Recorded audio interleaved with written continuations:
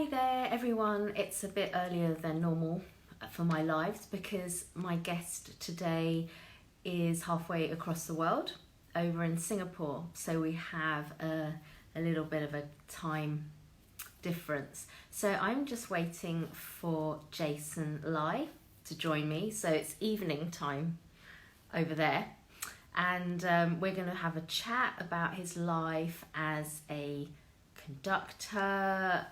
He now sort of does mentoring. He's an educator. You might have seen him on TV. So I see him here. So I'm hoping that he's gonna, yeah, he's requested.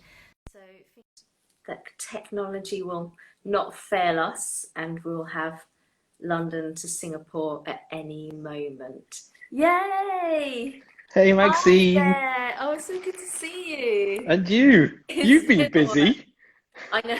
Well, you know, keeps me out of trouble. I have to try and stay busy, and it's good. So it's what 7 o'clock, 7 p.m., In 7 p.m. for you. Singapore. Yeah, it's Yeah. 7 p.m. here. It's still a bit light. The light's going, so I thought I'd just switch the lights on in case Okay. halfway through the interview it gets a bit dark. Okay. Yeah. Suddenly, like, Jason, where have you gone?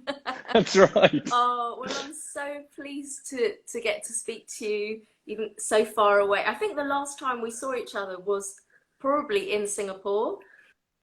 Yeah, we haven't had a chinwag since the LSO players came into the conservatory and Yes, gave some that's master right. classes, right? That was the time. Yes. I think that was the time. Yes. So Yeah, I'm pretty sure that was the last time we saw each other, and it that's was right. a great time doing some master classes with students at that conservatory. It was fabulous. That And was real fun for us. That ah, was fantastic. Thank you for coming, actually. It was oh really, no, that was great. yeah. I found it quite. I really enjoyed it once, but once I was into it. But when you're taking on a master class, there's an element of not being sure because you don't know how what the standard will be like. Right. I'd sort of been practicing in the hotel room, the pieces and stuff, going like, if I have to demonstrate and things. So it was fantastic. I remember such good players. It was We are blessed with incredible talent, I have to say, at the conservatory. I mean, serious talent there. So yeah, it's and they all can get up in front of an orchestra and play a concerto, but it's curiously they find it harder to do orchestra because a lot of them have this soloistic mentality. So when you have yeah. to share, it's like, okay, how do we do that? I was going to switch this light on. Hang on, it's a bit Okay, dark. Go. Yeah. Yeah. that's better. It's like, "Wah." Yeah, Yeah. you don't want to feel like you're being I'm not a intimidated. lighting specialist, so I don't know if it works anyway. Yeah.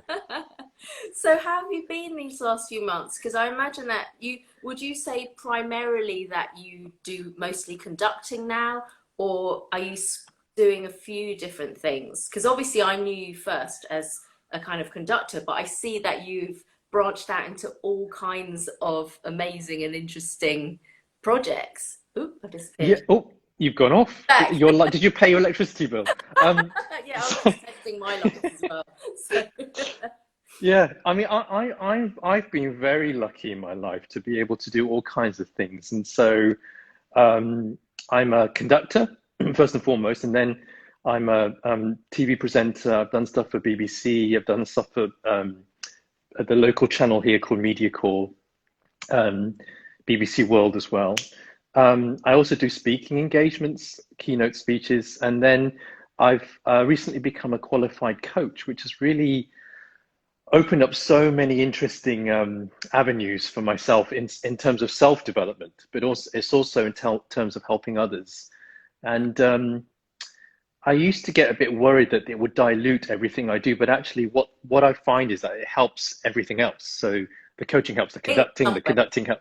Yeah, and it's an incredible connection of the work that I feel, this kind of symbiosis, and it gives me great energy and strength to do more, actually, to give more. I Yeah. think as musicians we want to wear our hearts on our sleeves and we want to give, but it can start to be very inward looking. I want to portray the best portray myself in the best light, and I get a bit nervous on stage. It can all be inward. So when you start looking outward, it actually changes your whole perspective, and this sense of giving Yeah, rather than just taking. It's really opened up for me.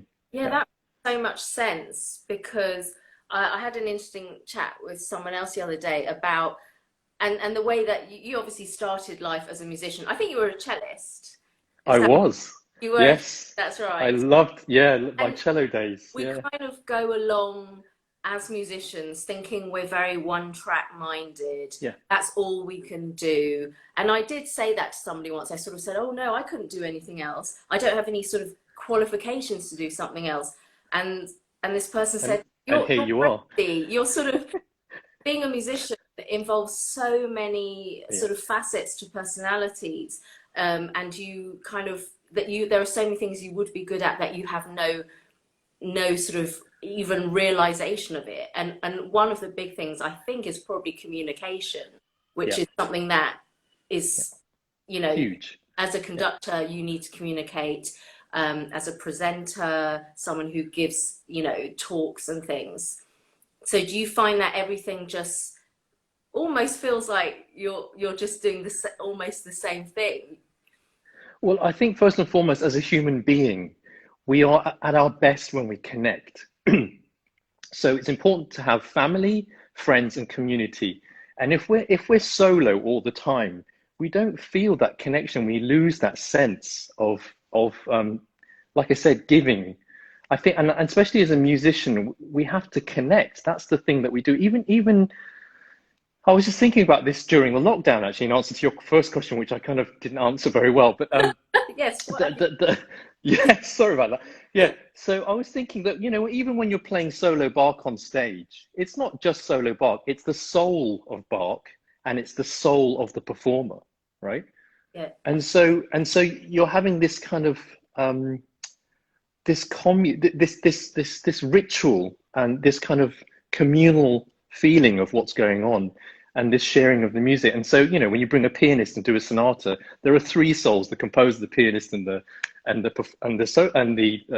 string player, or whatever. yeah, And so I find that a really interesting experience, that if you think about it in terms of not just the technicality and not just, me playing solo Bach, but the soul of Bach and the soul of the audience, or the soul of you giving something of yourself. Because every time we do this, we give of ourselves, don't we? And we have to somehow replenish, because otherwise, if we just give, we exhaust our.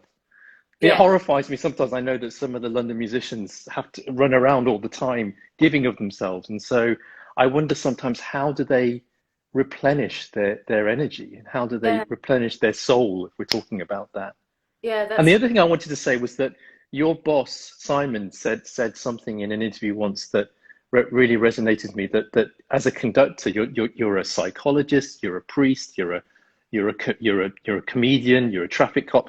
You don't just wear one hat. And mm, it's not just the conductor. I mean, all of you in the LSO, I mean, gosh, you're wearing so many hats all of the time. that's true. Yeah, yeah, it's Yeah, amazing. that is true because we get so bogged down with the whole idea of everything has to be right and it all has to be perfect, Right. and it's all about you spending hours and hours practicing. Obviously, we need to be able to get the skill to actually be there and do what we do, but it's not as insular, if you like, Yeah. as we often end up feeling. And that probably does contribute to when people feel anxious and worried about being on stage, because I don't know, I suppose we really have to just say, it's not all about you. It's kind of this whole Yeah. collaboration of first the composer, that you are, putting that music out there. And certainly for me, that I'm massively collaborating in general. Or even if it's, yeah, if you say just, I managed to play through some sonatas with a neighbor a few days ago. So that's Lovely. the first time I had actually made music with someone since March. And I actually felt quite, even though the playing was a bit awful because I was sight reading some sonatas, I actually felt like I was a bit welling up because Oh, well, well, it touched you. It touched you, didn't it? yeah, because you know, it's all very well, you know, I've really kept up my playing because I haven't wanted to ever feel that I felt out of, you know, there's nothing worse than feeling all rusty and Yeah. horrible. But it just the actual fact that I was making music with someone, you know, was just made such a hell of a difference to my life. And, you know, I not that I don't think Beethoven and Brahms would have been that thrilled about my contribution, but you know, just to for us to be together, not playing for anyone, just in a church, a big church, and you know, standing far apart. So that was really wonderful. You must miss the engagement of being with an orchestra, though. I do. I do. It's a religious experience sometimes. It's really, that some nights when fear overtakes me, I don't I you know and let's be honest, fear does overtake us sometimes. Some nights I feel that I could have given more, but then the nights that just when everything is in flow and this kind of seamless communication takes place, that's when it becomes amazing. Yeah, And sometimes yeah, it's just sometimes some of the students say to me, or some musicians say to me, that they feel that they just, if they're a violinist, they're just one of 16 violinists. And then if you really break it down, what's happening is that everyone, although they're playing fast bow, they're playing fast bow at kind of different speeds, and that's what adds to the richness of sound. Because if it wasn't like that, it'd be digital, and it yeah, will be very, very cold and calculating. But the sound, the inaccuracy, the vibrato, the slight pitch wavering, the slight speed of the bow difference creates that wonderful sound. And so I think everyone is contributing, hmm, and especially if you're in a big section, yeah, it's not that you're just one of 14 violinists and you're just going to be a passenger on the bus. It doesn't work like that. It's if not just the conductor is in full flow, but if every single musician on that stage is really giving of him or herself, then that's what creates this damaged sound. It's not a clinical sound, it's a damaged sound, and that's what makes it so beautiful, I think, that's for what me. makes a live performance. Yeah, It's all the little things in between that yeah, not just the perfection of just listening to maybe a recording that has been pasted together yeah, completely perfectly. yeah, For sure. But just, you know, I think I definitely feel very the first few weeks when, you know, for example, the LSO would put out the archive live streams and I would put them on my big telly and I'd just be like, oh, and it was just I don't know, it's given I've always loved my job and I've always been very open about loving my job. But even for myself, I thought, gosh, I will go back with an absolute renewed appreciation of what it is to make music with so many incredible musicians because without it yeah, you know, I felt really lost for quite a yeah, long time. yeah. It's And I'm sure every musician feels the same this very minute. I mean, some of us are back on stage, yeah, albeit at a distance, but most of us are still sitting in our living rooms and just waiting and just hoping. And that's very, very hard, really difficult. so what stage are you guys at in because I know certainly in Asia things I saw that I think the Hong Kong Phil is able to do Yeah, concert with audience and almost full orchestra from what I saw actually. So is that sort of now how it's all going for you? We look to the other countries to see like, oh, this could be yes. us in a few months, we hope. Yeah, in Singapore, I know that Hong Kong Symphony are starting their concerts as well, and they just did some great children's concerts. So that's great to have, this sense of family back into the concert hall, which is that wonderful feeling. In Singapore, we're still waiting to open up, but there is I think it's coming very soon. I know SSO are announcing that the first concert's coming up soon, but I don't think there'll be an audience in attendance. Will be online still, but at least they get to play on stage with each other, which Yeah, is really beautiful. Yeah, so I think there is hope. Yes. But it may be, yeah, I think that we have to understand that there is the normal is going to be a new normal. Things have changed, and Mm, we don't know really what's going to happen if there's going to be a flare up, a second wave, and then we have to lock down again. yeah. Um, Yeah. It's and, just, and that's, yeah, that's really difficult. Yeah. yeah. And I I'm sure a lot of, sorry, carry on. no, no, no. I agree with you. Carry on. Yeah. No, I was just about to say, I know that as a coach, I always try to get my clients to feel exactly what they're feeling without apologizing for it. And so I know a lot of my musician friends are feeling very hopeless, helpless, sad, angry, frustrated. And I would say that if you can just sit with that anything that comes up, don't push it away. It will actually help you get through the hard times. Because I Yeah. think we're very good at trying with our monkey minds. We're always very good at trying to push things aside and keep ourselves busy and not think about what the hard stuff is. And I think this is a great time to actually think about the difficult stuff and what it means to you and how you're feeling about it. That's what I would say. Yeah. That's And good. Yeah. That's really, really. Because actually, my first reaction was. Actually, first I didn't play for 2 weeks, which was fine. I thought, okay, I'll give myself a break. I felt a bit unmotivated. We kind of thought we'd be back playing in May, which right, at that time it was like, well, May, that's looking good. And I threw myself into all kinds of projects, and it was funny because I ended up I suddenly came out after a few weeks in this really bad rash, and I was trying to work out what was going on, whether it was something I thought, well, I haven't changed or anything. And my mum said, I think it's a stress rash, because she right, said, I get the same, and so does your sister. And I thought, oh yeah, actually I think it was because I was just pushing everything I was worrying about, obviously financial being one of the big, things. yeah, You're not working, there's no money. And yeah, when you're going to play in the orchestra again, and this whole, and obviously you really want, and moments like that, I've talked to a lot of friends, and that's been great in a way that I've had more time to talk to people because there is right, time. But sometimes you just need to just like really have a big hug with somebody, and obviously it's just not on the cards.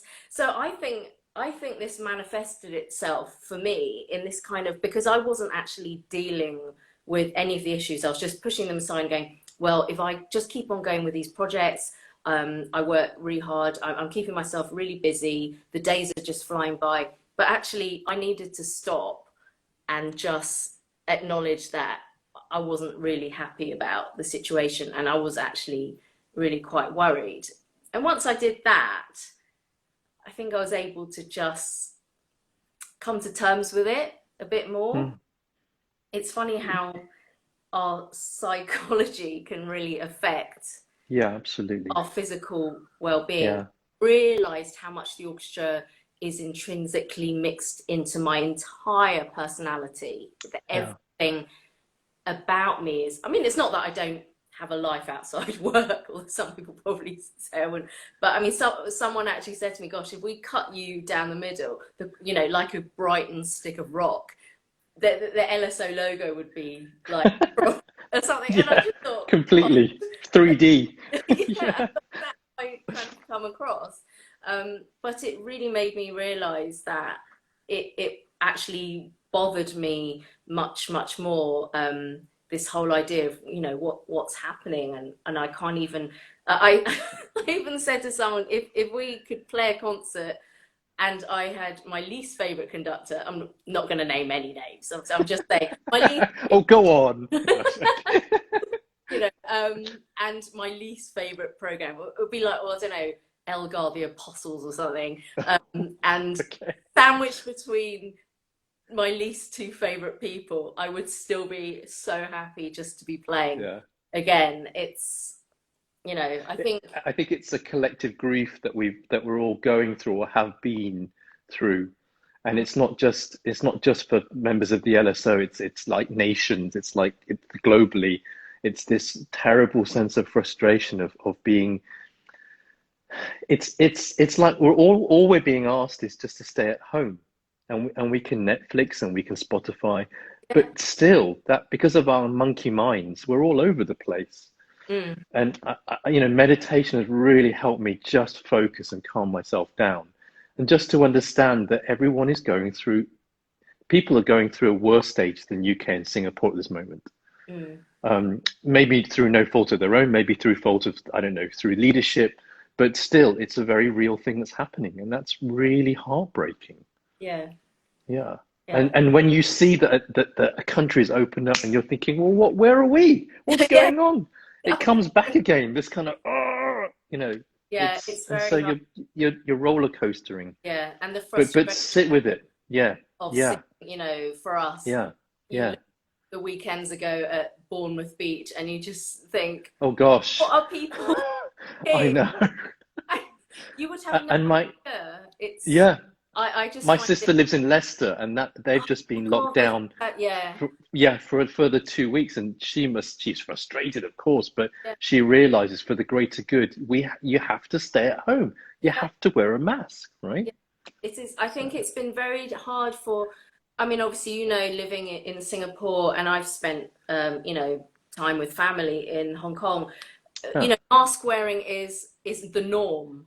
right, You've got a cold, yeah, you slap on a mask. It's totally normal. So, but I think it's been very hard for Western countries to yeah, adopt this kind of yeah, attitude where it's like, oh well, it all seems a bit strange. I mean, it's just sensible. I mean, nobody wants, obviously, would I rather wear a mask or not wear one? Obviously, I'd rather not.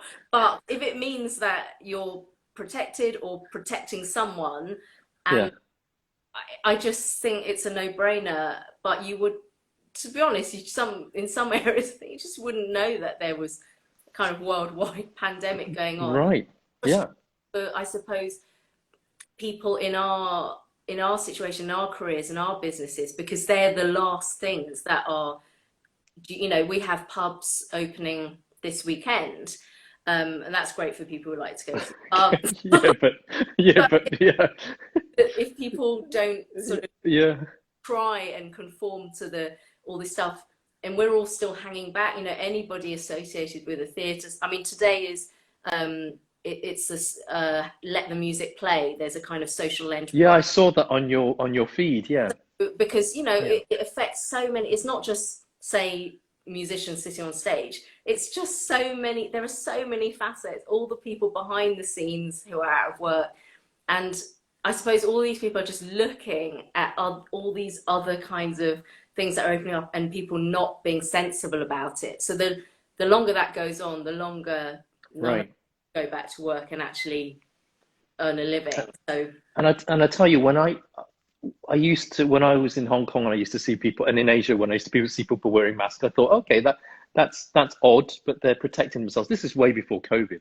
And then suddenly, when we saw Hong Kong and how they've done so well in protecting each other and protecting themselves, and everyone suddenly thought, "Hey, we should wear a mask." And I remember I walked out to go to the grocery store, and I wore a mask, and I felt really weird the first time I wore it because I've never used to wear a mask.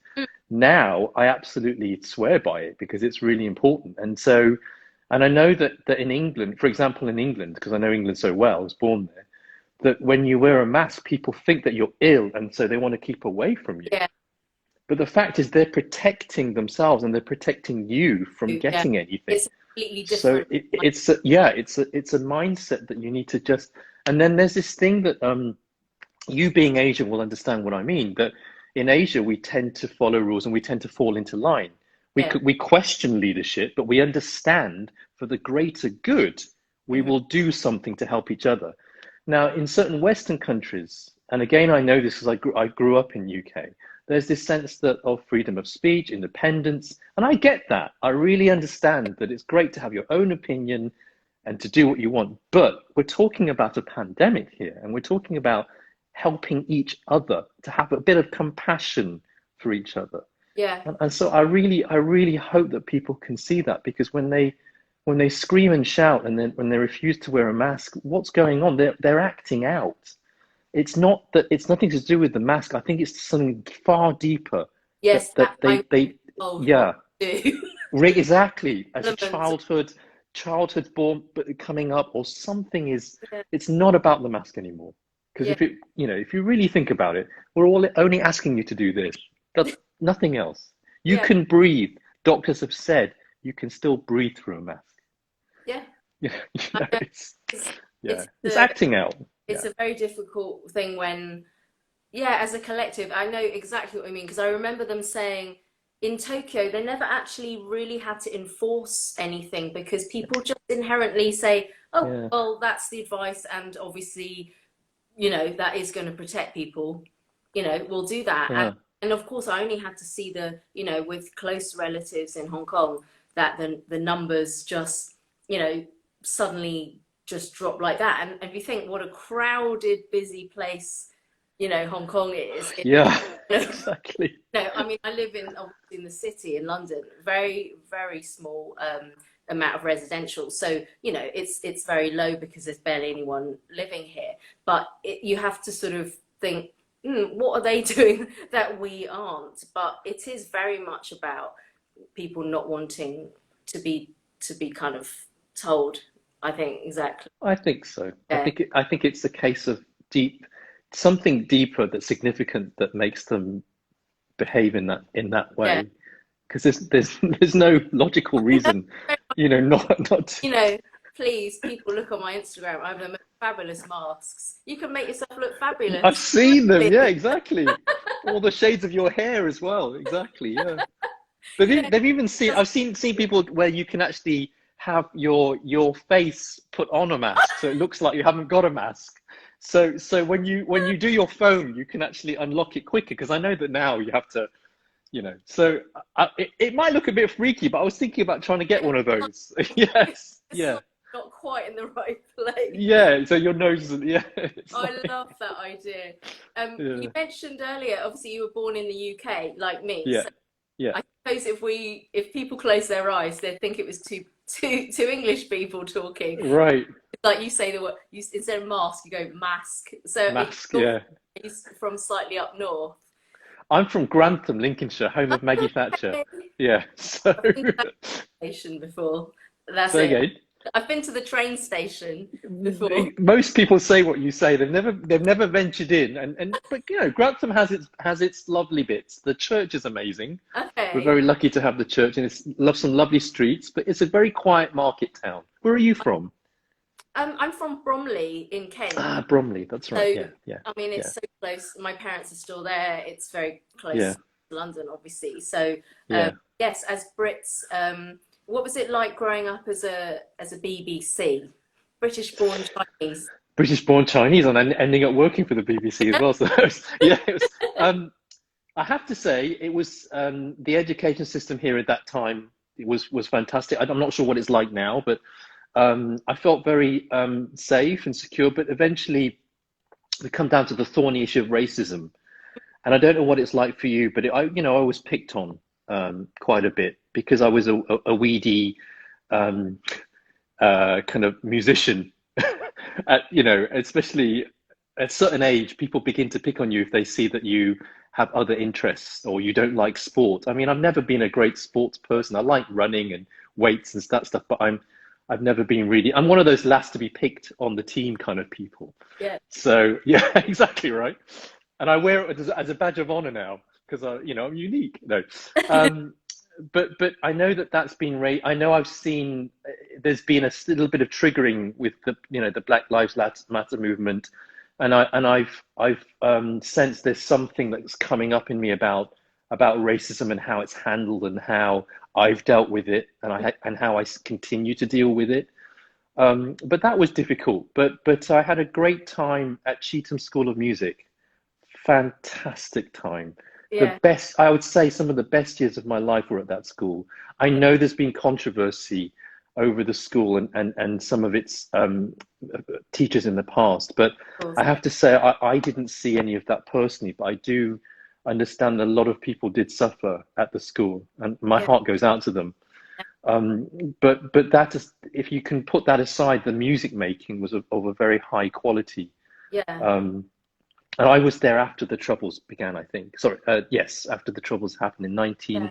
1990, I arrived there, and it was an incredible time. I was surrounded by musicians, and after dinner you can go and play quartets. I'd never had that happen before, Yeah. and it was just an amazing experience. And Manchester is such a wonderful city, and I still love it, and it still has that great vibe. And I love the people of Liverpool, of Manchester. They're so warm and friendly, and I like being up I, there. It's yeah, yeah. I'm yeah, I'm always very, I suppose when you're London based, you sort of get really insular. But whenever we yeah, go out to other places to play, I'm always like, oh, and I always get really excited about going to Birmingham. Actually. yeah. Oh, Birmingham's great. I know, I love I Birmingham as well. love Yeah, Birmingham. I've never played in Bridgewater Hall, so, but I think it's a that's great hall. on the It's a great cards. I've hall. been to two concerts there, but I've never Yeah, actually um, yeah. played in there. So what happened after Chet's? Did you go off to university? I decided to go to university Yeah, route. I wasn't, to be fair, I didn't think I was a strong enough cellist. People told me I was, but I think I've always, we can talk about this later, but I've always had imposter syndrome, I think. And better me than too. Dunning-Kruger syndrome, but I've had imposter syndrome. And after that, I went to Oxford to read music at Worcester College. And, that was a bit of an up and Brain, down time for me. Say again. brains. Or discovering I didn't have as many as I thought I had. But that was an interesting time, and I got to start my conducting there as well, which was really wonderful. I had great time, and then I went to Guildhall. Say again. Did you just start conducting because it was an option, or had you always had this idea that I'd quite like to give that a go? Well, I had always wanted to give that a go, and at Cheatham's they didn't encourage that because I was roommates with Daniel Harding. We Yes, had a great time, yeah, and of course his career just took off at Chet. So it was very kind of, although I wanted to conduct, he was very much, the already. conductor there. Yeah, Yeah, already working with Simon, already yeah, doing wonderful things. I think he was really learning a lot, and I think he didn't sink. He managed to swim very very well, but he found it difficult those early days. Of course, every yeah. conductor does. And so when I went to university, and he went off and did his I think he was assisting a bardo and stuff like that. But, And I went off to Oxford, and that's when I felt I had the opportunities to actually get student orchestras together. And then I got bitten by the bug, and it was a really wonderful, again, it was a wonderful time, but a steep learning curve. I'm sure when I speak to all musicians, and they think it's easier, then they have a go at conducting, they realize, oh, okay, yeah, it is difficult. it's It very, is quite tricky. Yeah. it's And so you're standing in front of people, of a group of musicians, all of which have ego. You yeah, need an ego. You can't be a musician without an ego. it's But the thing impossible. is, yeah, exactly. The thing is, we've got to be careful that our egos are healthy and our narcissism remains healthy. But sometimes, and I'm talking about musicians and conductors, it becomes out of kilter. The ego is inflated. The narcissism is just wow, and you know what I mean. We've all seen it, and Yeah, as a cellist, I've faced it as well, and I've seen that. So it's been a very steep learning curve about how to be with oneself on the podium, still be grounded, still be authoritative, be a mm, leader, but to show that you are listening. I think one of the most important things we have as musicians and also as a coach is our ability to listen. mhm, And I can't tell you the number of people that feel so thankful that you've listened to them. mm. And Also, that sheer, sorry to butt in. I'm not. Jewel Air says, "Hi, Jason. How do you maintain a healthy ego?" I think that you have to be grounded. You have to be honest with yourself. You have to start, let's say these people who don't want to wear a mask and they start acting out. Something is going on there. They can do some work. If they choose to, they can do some work on themselves. They can say to themselves, why did I choose to act out there? Was my ego, was my narcissism taking over? And that begins a system of a work of what I call inquiry. And you can begin to start saying, well, I think I'm acting out because X, Y, Z. Mm. So it's about being grounded, but it's about knowing, it's about questioning what's really going on. It's about stripping the layers of truth because we all live sometimes in fantasy land. Uh, you know, uh, Even as an imposter syndrome, we can have fantasies that we're not good enough, whereas in fact we are good enough. Or the opposite, Dunning-Kruger, that we think we're better than we actually are. It's a We, yeah, exactly. There's Yeah, an mix of people who think they're so much better than they actually are. right. Yeah, A lot of people who I know, and I include myself, who think like, gosh, I can't quite believe I got here. And I mean, a case in point, I only started really doing education a couple of 2, 3 years ago. And I was asked to coach, things like National Children's Orchestra or in, the Royal Academy and the Guildhall School. And those first opportunities that came up, I just thought, I can't do that. I was sort of like, what would I say? How would I manage? And I sort of said it to a colleague who sort of went, are you crazy? Of course you know what to do. You've been playing in the profession for about 20 years. right. You know exactly. And I was like, oh, but I won't know what to say. And it's, I don't know where this comes from because I always try and put myself these days because since I did all that, I really enjoyed it.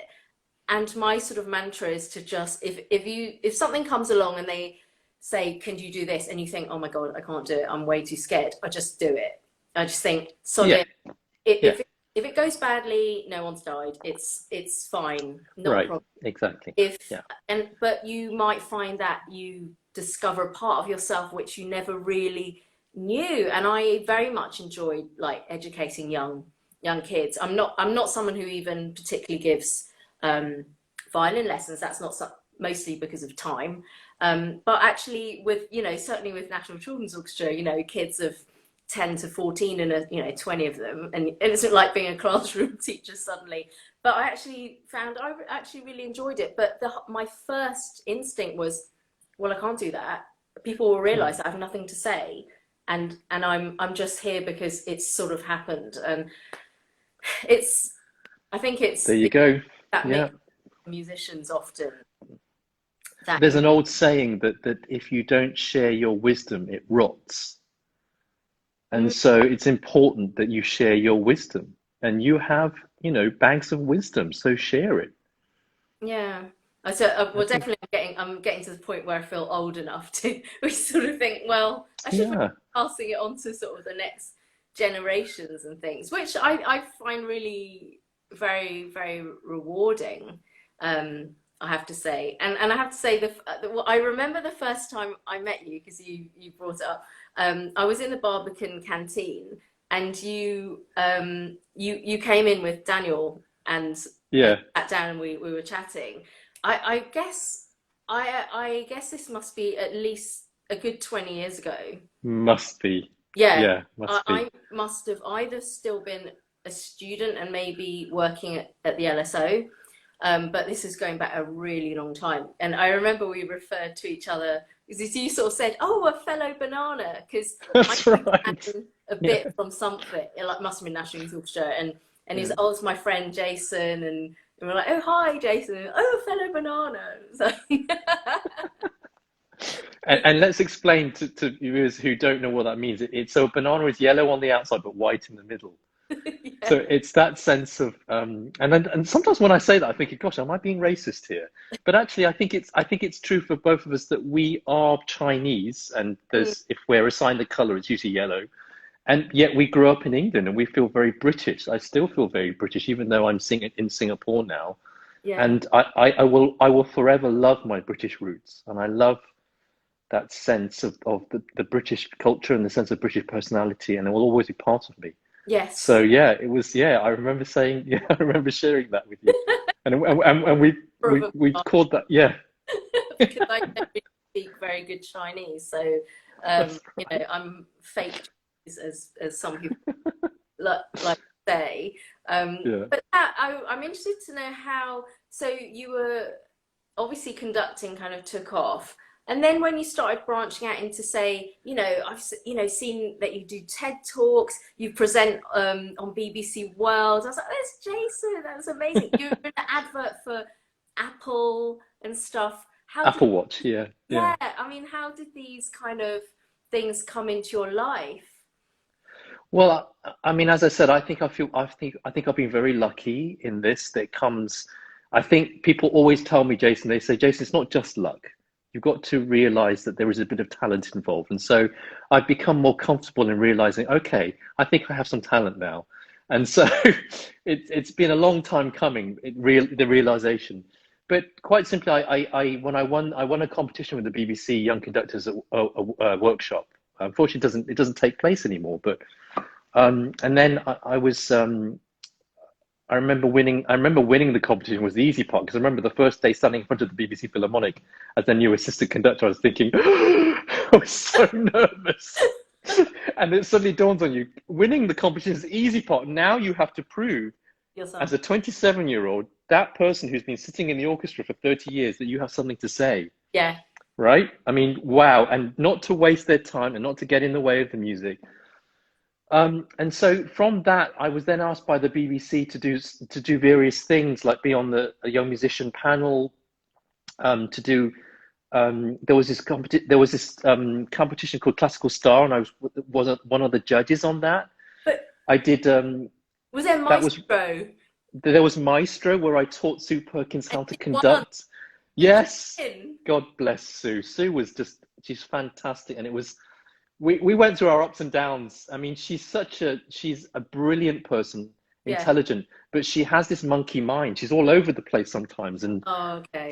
I remember saying one week she had to conduct The Simpsons, and she was larking around all over the place. And I said to her, Sue, when you tell a joke, what happens? She goes, well, I tell the joke and I just deliver it. And I said, well, do you start laughing? She goes, no. I said, then why do you start doing that on the podium when you're conducting The Simpsons? It's a joke. Don't laugh. Make it very serious, and it'll be funnier for the audience, right? Yeah. So it was a fantastic insight into the craft of conducting. So I'm glad I participated in that program. It was fantastic. Yeah, I remember it. Um, yeah, it was so much fun. And then I went to I kind of moved to Singapore, and so for a long time there was no TV. And then I was approached by the TV company here to do a program about setting up a community orchestra within a short amount of time. And then from then on, BBC World knocked on my door, and so things have picked up again. Yeah. So it's yeah, I really enjoy doing that kind of work because I enjoy presenting from the stage in concerts. So one of Yeah. the things I've done working with a excuse me, with the Singapore Symphony Orchestra, Hong Kong Sinfonietta, is to write my own shows and to present them. So Jason's A to Z of classical music, or a short history of music. And I find great joy in doing those shows. I think for a period of my life, I found less joy in it because my ego took over, and my sense of pride saying, is this all my life has come to, just doing children's concerts? And I was just so up myself. And I've realized the value and the importance of that work, the Yeah. true value of it, because so many people have said it's really helped them get into classical music, it's touched them. But just the fact that the music education, I know in England, is suffering, right, badly. And Yeah. so, yeah, so I really find that work very, very nourishing, very satisfying, and I've gotten over my big ego at that point in my life, and Hmm. I long to do more of that work. Of course, when things start moving again. Yeah. Oh, Um, wonderful composer Jasmine Kent Rodgman with us. We had an interview a couple of weeks ago. She says, "I appreciate this honesty, and you're so right about music Absolutely, education." Yeah. it's why we're play. It's why we became musicians, right? We Yeah. had that sense of finding out through other Yeah. people and being able to, You remember things like, yeah. even if it's just something, and I always, we do a lot of education in the LSO, thankfully. You do it so well. Oh my gosh. But it's a And sort I was at Guildhall with Rachel Leach of, okay, as a composer. Yeah, so I know her well. But you guys do it so well. it's Yeah. just so important. Like if you've got thousands of kids in the hall, if just a handful of them just take that away and can remember Even one of them. Yeah, it's like yeah. that this was their first, because I always remember my dad loves music. He actually never actually learned an instrument because he said when his first memory of music was a really boring lesson. Obviously, this would have been in in Hong Kong 70 something years ago. But they put on a record player and they played. I think it was he said it was Tchaikovsky's Cantabile or something, and he said, "Oh God, we were all so bored." So he said, "I wish I'd gotten into music much earlier because there was zero engagement in those days. If Yeah. you'd been sat in the Barbican Hall and there's a presenter and the orchestra's playing and we're all in different colours and you're seeing what an instrument is made out of, I'm sure he would have been like, I want to learn an instrument, and it's so important. And I personally like it when, I mean, if you've been presenting education concerts for an audience, what do you think about when conductors engage with an audience in an average normal concert? Do you think that's So something that's good? I think that's really important, and increasingly it's becoming important because we have wonderful audiences, but we have other audiences that want to join Mm. classical music, and they're unsure, and it's that audience that appreciates a bit of chit chat. I work a lot with the orchestra of the Swan, and they're based in Stratford, and they love it when I talk to the audience.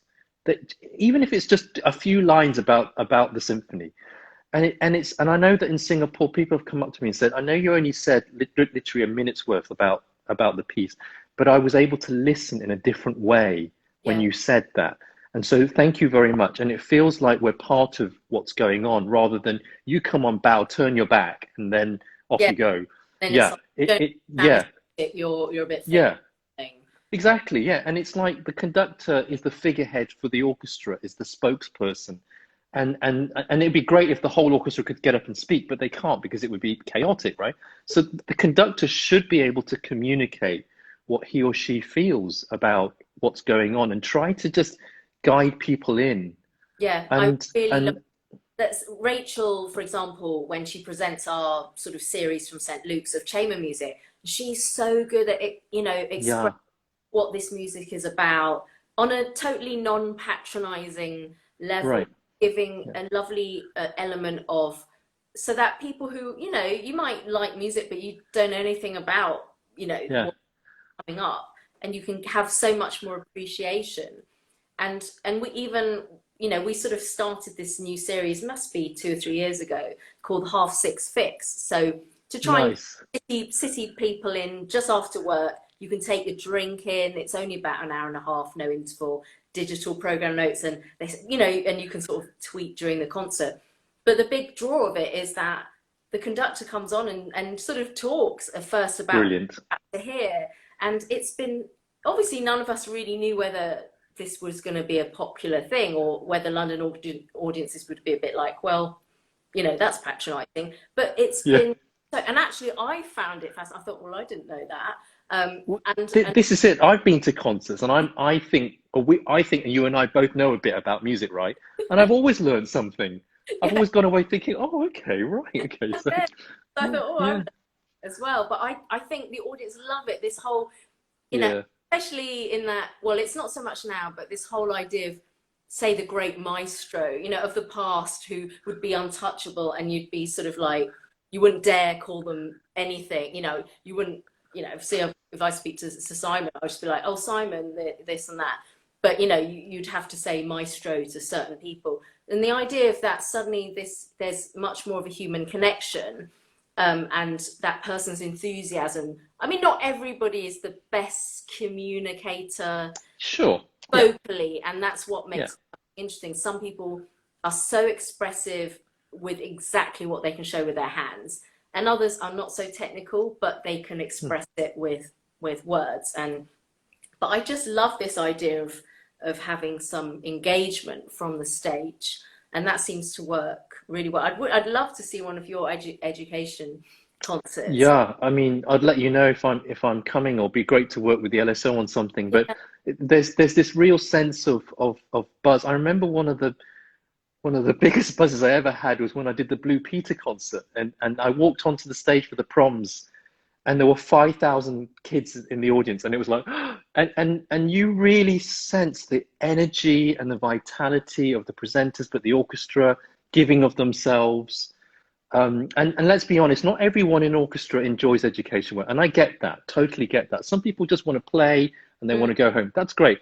Each to their own. And I think, as you just pointed out, everyone has a place in what they do. Some people don't want to speak. Some people, like me and like you, prefer to present and reach out. Everyone has their place, and we can give of ourselves and what we want to do into the world. And I get that some people don't enjoy education work because they find maybe the communication aspect very difficult. But I think it's great that most orchestras now have an education program which really tries to not dumb down. It's important that, because kids they're on it. They're on to you. They know that you're patronizing them. They get it. They know. So it's about raising the bar, not lowering it for anyone. Yeah. And I think that you can do that in so many ways. You can do that through creative projects, through taking a bit from music and creating a riff on it and getting them to bring their instrument. You can literally, tell them a bit about Beethoven and what his quirks were, how maybe his character personality shows through in the music and how it does that. Because for some people, it may not be obvious. Yeah. This guy wrote sforzando on every single bar, every single part. He bothered to do that. This is his force of character. That should tell you something about that, just something little like that. It's amazing what kids can do. We have usually a project. It would have happened in June, and players have gone into schools, and it's usually a theme, and the kids compose stuff. They don't even write it down. It's all. I'm just like, right. Wow. Yeah. And then, I tell you, composing I composed when I was a kid. I used to compose in the style of Bach. Bach was my god. Okay. And I used to try and then it went on to different things, and I used to try to create my own voice. But that sense of creativity when you can put notes together is just an amazing feeling. So I encourage everyone to compose. We've got a question. How can one balance the demands of a public life with the private music making and practice? Ooh, what do you think of that? Well, I mean, I know that although I have a public life as well, I do presenting and I do TV work. For me, it's also important to have that balance between privacy of my own life, and there's a boundary that I set. And so I need to be aware of that boundary. And so when I'm at home, I need to have my private space. And sometimes, again, it's linked to what I said earlier at the beginning, when if you give of yourself all the time, then when do you have your space? When do you have time to reflect, to re-energize? Is that what the question is about? Yeah. So having a public persona is great, and giving of yourself fully when you're out there, and then when you're in retreat. It's important because when you go on retreat, you re-energize, you begin to build up your energy again, and you have some space for yourself. It's important to retreat and important to have that sense of distance in retreat, and to have your own personal space. So it's about setting a certain boundary up. Yeah. I would say.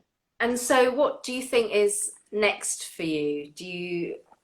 Is it a great blend of all these facets that are interlinked, being a conductor, life coach, educator, presenter?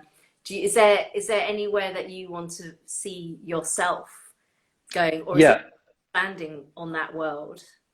It's all of those things, because I think now we don't know what jobs, we haven't created some of the jobs we don't know about that will be created. Some of the jobs now have been lost due to COVID, and there are some jobs we don't even know exists out there. And maybe some of the work that I do can fill this job that no one has done yet, that it's not been invented. So I think there's huge possibility out there. Yeah. I don't know of another conductor, coach, presenter who's Chinese. I don't know. So maybe I need to forge my own path, which is what I've been trying to do. And I think of course, I've been going on my ups and downs during the lockdown. Who hasn't?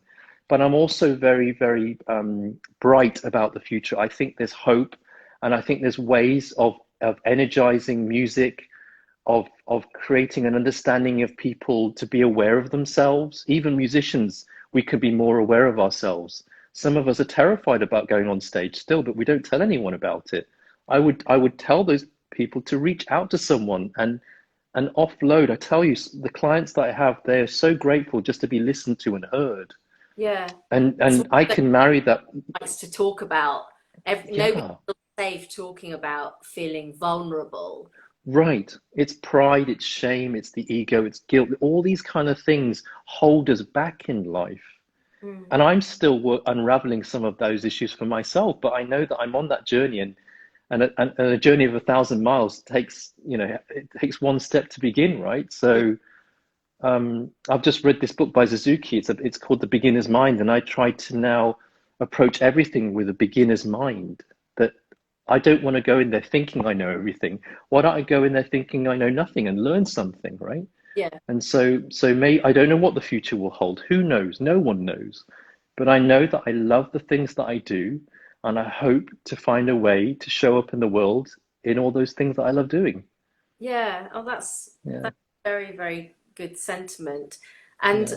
do you have any idea of when you will actually be on stage in the near future? I had concerts in Osaka, in England, in Turkey, cancelled in Macau, so I don't know. But I know that the conservatory will start again in August, albeit on a lockdown. Sorry, albeit on a pared down If yeah. system. Yeah, so we don't know what's going to happen. I've had TV work cancelled. I've had keynote speeches cancelled. So again, I'm like everyone else. I've had work cancelled, but other work will come along. And I know it's difficult now, but I know that I have talent, I have ability, I have the ability to also sit with what's going on and the hurt and the despair. And when you do that, you feel lighter somehow. Yeah. So I have great hope and positivity going into what in the future. And as I said, I don't know when my next gig is going to come along. Hopefully I'll be in England with the orchestra of the Swan in October if I can. If you If can. I can't, yeah, then another time. But Well, that's yeah, yeah. No, it's been yeah. so lovely to talk to you to get And this to you, long positive overdue. sort of, yeah, to get your positive radiance, and because it has felt like a really crippling time for so many people, and this idea of kind of just looking inward, and what you've said about ego and stuff is totally on point. So thank you so much. If anybody wants to get in touch with you as a life coach, look Jason up, and just stay safe. I'm sure you Yeah, on thank you. stage before we will, so we're going to be looking with great interest. And Jasmine says we need more wonderful openness like this. Thank you. So Oh, thank you.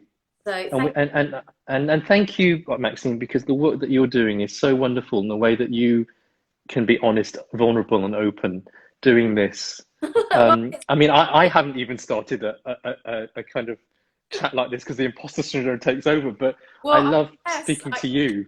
Yeah, I did sort of just think it was more a way to just try and engage with people and get some ideas going, because I just noticed so many people felt very down and yeah, unmotivated, and I thought, well, I would be so interested to know how people are pulling themselves out of this. And in the end, it's just created so many interesting and diverse talks, and yeah. it's been fun for me, and it's a reason to actually sort of get up and put some lipstick on and stuff. So And anyway, your hair looks fab. dinner, So, it must be nearly 8 p.m. 8 p.m. yeah, you go and get something to eat. Oh no, I get something to eat. What are you going to do? Oh, Well, you're it's going to get lunch. lunchtime for me too, and Okay. And my it's, mum's birthday, so I'm gonna oh, face. happy birthday, Mama Kwok. Yeah, we're gonna do a Hong Kong Bromley Barbican FaceTime. So, all Nice. right, take care of Yeah. yourself, Lots of love. and Lots of love to the orchestra as well. yes, definitely, I Yeah. will. Hope to see you soon. Take See you care. soon. Bye. Bye.